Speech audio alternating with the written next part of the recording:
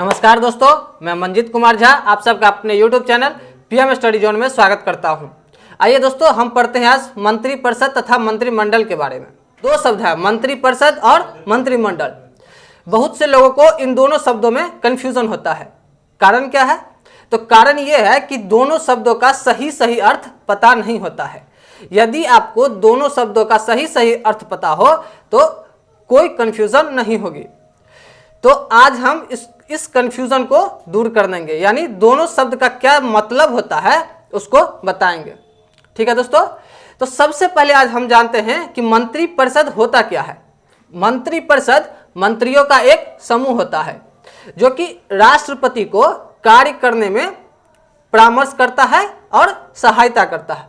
ठीक है, सबसे पहली बार जो मंत्रिपरिषद शब्द संविधान में चर्चा में आया, किस आर्टिकल के तहत? तो आर्टिकल 74 के तहत। परीक्षा में कई बार पूछा भी जाता है कि भारतीय संविधान के किस अनुच्छेद में मंत्रिपरिषद शब्द का जिक्र किया गया है। तो आप लोग उसका जवाब क्या लिखेंगे? आर्टिकल 74 में। आइए अब हम देखते हैं मंत्रिपरिषद तथा मंत्रिमंडल के बारे में।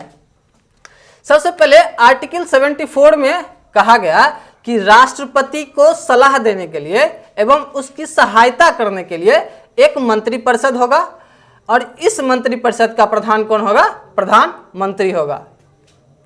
यानी कि राष्ट्रपति को सलाह देने के लिए जो मंत्रिपरिषद होगा उसका चर्चा किस आर्टिकल में किया गया है? आर्टिकल 74 में किया गया है। उसके बाद है आर्टिकल 75। आर्टिकल 75 क्या कहता है?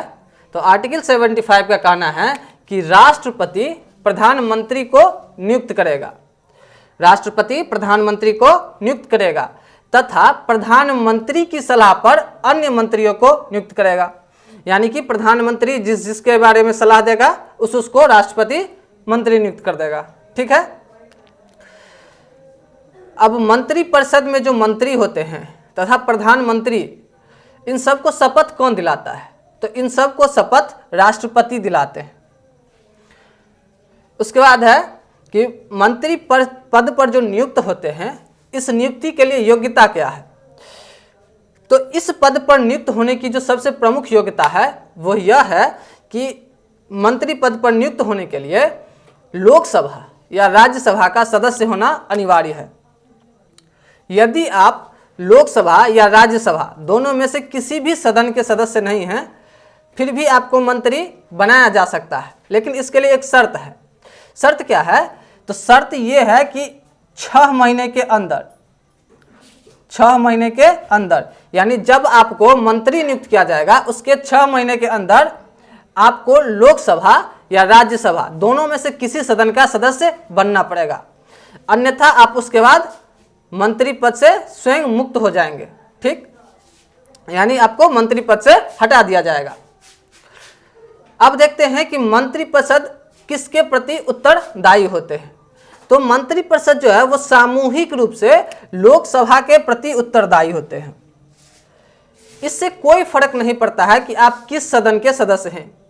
मान लीजिए कि कोई मंत्री अगर राज्यसभा के हैं, फिर भी अगर वो मंत्रिपरिषद में हैं तो सामूहिक रूप से किसके प्रति उत्तरदायी होंगे? तो लोकसभा के प्रति उत्तरदायी होंगे। सामूहिक रूप से मंत्रिपरिषद लोकसभा के प्रति उत्तरदायी होंगे। अगर बात करें व्यक्तिगत रूप से, तो व्यक्तिगत रूप से जो मंत्रिपरिषद है वो राष्ट्रपति के प्रति उत्तरदायी होंगे। व्यक्तिगत रूप से मंत्रिपरिषद राष्ट्रपति के प्रति उत्तरदायी होंगे। अब है कि इनको हटाया कैसे जा सकता है। तो दोस्तों, राष्ट्रपति इन मंत्रियों को अपने पद से हटा सकते हैं। कब? प्रधानमंत्री के सलाह से, या प्रधानमंत्री किसी को कहे इस्तीफा देने के लिए तो उन मंत्री को अपने पद से इस्तीफा देना पड़ता है। यदि संसद में किसी एक मंत्री के प्रति भी अविश्वास प्रस्ताव लाया जाता है, यहाँ ये चीज ध्यान रखना अत्यंत आवश्यक है कि यदि संसद में किसी भी मंत्री के प्रति अविश्वास प्रस्ताव आता है तो पूरे मंत्रिपरिषद को इस्तीफा देना पड़ जाता है। यानी कि अगर किसी एक मंत्री के प्रति भी किसी भी सदन में अविश्वास प्रस्ताव आएगा तो पूरे मंत्रिपरिषद को इस्तीफा देना पड़ेगा। लेकिन यदि राष्ट्रपति प्रधानमंत्री की सलाह से किसी मंत्री को हटाएंगे तो केवल उसी मंत्री को हटाएंगे, न कि उस समय पूरा मंत्रिपरिषद हटेगा। इन दोनों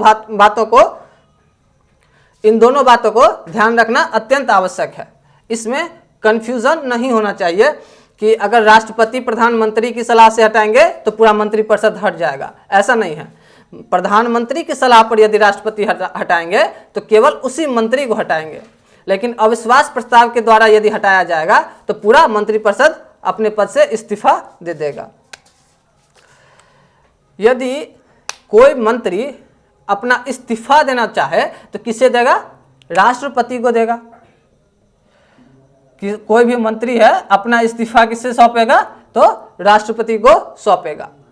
आइए दोस्तों, अब हम जानते हैं मंत्रिपरिषद तथा मंत्रिमंडल के बारे में, यानी मंत्रिपरिषद क्या होता है और मंत्रिमंडल क्या होता है, जिससे कि आपका कंफ्यूजन दूर हो जाए। तो दोस्तों, मंत्रिपरिषद जो होता है वो 3 तरह के मंत्रियों से मिलकर बनता है। इन तीनों में आते हैं सबसे पहला कैबिनेट मंत्री, उसके बाद आते हैं राज्य मंत्री। राज्य मंत्री में भी 2 प्रकार के होते हैं। एक ऐसे राज्य मंत्री होते हैं जिनको कि स्वतंत्र प्रभार दिया जाता है, और एक होते हैं जो कैबिनेट के सहायक होते हैं, और तीसरे होते हैं उप मंत्री। अब आप ये जानना चाहते होंगे कि इन तीनों मंत्रियों में अंतर क्या होता है। तीनों तो हैं मंत्री, लेकिन इन तीनों में अंतर क्या होता है? तो सबसे बड़ा अंतर जो है वो इनका पदक्रम और राजनीतिक महत्वता है। यानी जैसे जैसे मंत्रियों का पद नीचे आता है उनका पदक्रम घटता है और राजनीतिक महत्वता कम होती जाती है। जैसे कि कैबिनेट मंत्री जो होते हैं इनको सर्वाधिक महत्वपूर्ण विभाग आवंटित किए जाते हैं, जैसे कि रेल हो गया, विदेश मंत्रालय हो गया, गृह विभाग हो गया, रक्षा विभाग हो गया। ये सब किसे दिए जाते हैं? कैबिनेट मंत्री को दिए जाते हैं। उसके बाद है राज्य मंत्री। राज्य मंत्री में जो सहायक होते हैं वो कैबिनेट मंत्री की सहायता के लिए होते हैं। उनको किसी भी विभाग से संबंधित कोई विशेष कार्य आवंटित किए जाते हैं जिसमें वो कैबिनेट मंत्री की सहायता करते हैं। और कुछ राज्य मंत्री जो होते हैं वो स्वतंत्र प्रभार के होते हैं, यानी कि ये भी किसी भी विभाग के मंत्री होते हैं जो हूबहू कैबिनेट मंत्री की तरह काम करते हैं, लेकिन इनका जो क्रम है वो कैबिनेट मंत्री की तरह नहीं होता है। ठीक है, काम ये कैबिनेट मंत्री की तरह ही करते हैं, यानी स्वतंत्र रूप से करते हैं, लेकिन ये उससे नीचे के स्तर के मंत्री होते हैं। उसके बाद होता है उप मंत्री। ये प्रशासनिक कार्यों की देखरेख करते हैं। उप मंत्री का क्या कार्य है? तो उप मंत्री प्रशासनिक कार्यों को देखरेख करते हैं। आप लोग मंत्रिपरिषद के बारे में तो जान चुके होंगे कि मंत्रिपरिषद जो है वो इन सभी मंत्रियों का समूह होता है, यानी इन सभी मंत्रियों को मिलाकर के मंत्रिपरिषद कहा जाता है। यानी जब भी हम मंत्रिपरिषद कहेंगे तो उसमें कौन सब आएंगे? तो उसमें आएंगे कैबिनेट मंत्री, उसमें आएंगे राज्य मंत्री, दोनों स्वतंत्र प्रभार वाले भी और सहायक भी। उसके बाद आएंगे उप मंत्री। लेकिन जब भी हम मंत्रिमंडल शब्द की चर्चा करेंगे, तो मंत्रिमंडल शब्द का अर्थ होता है कि प्रधानमंत्री और कैबिनेट मंत्री, यानी कि प्रधानमंत्री और कैबिनेट मंत्री दोनों को मिलाकर के मंत्रिमंडल कहा जाता है। दोस्तों, संविधान में पहले मंत्रिमंडल शब्द का चर्चा ही नहीं था। संविधान में पहले मंत्रिमंडल शब्द का चर्चा ही नहीं था। इस शब्द को जोड़ा गया आर्टिकल 352 में, आर्टिकल 352 में। और कब जोड़ा गया? तो 44वें संविधान संशोधन 1978 में। यानी मंत्रिमंडल शब्द था वो 1978 से पहले संविधान में था ही नहीं, केवल एक ही शब्द था मंत्रिपरिषद, वो भी आर्टिकल 74 में इसका उल्लेख किया गया था। लेकिन 44वें संविधान संशोधन 1978 के द्वारा आर्टिकल 352 में मंत्रिमंडल शब्द को जोड़ा गया। और मंत्रिमंडल शब्द का अर्थ क्या होता है? तो प्रधानमंत्री और कैबिनेट मंत्री, यानी इन दोनों को मिलाकर के मंत्रिमंडल शब्द बनता है।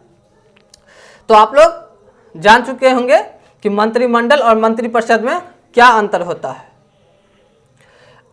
दोस्तों, मंत्रिमंडल जो है वो मुख्य नीति निर्धारक अंग है।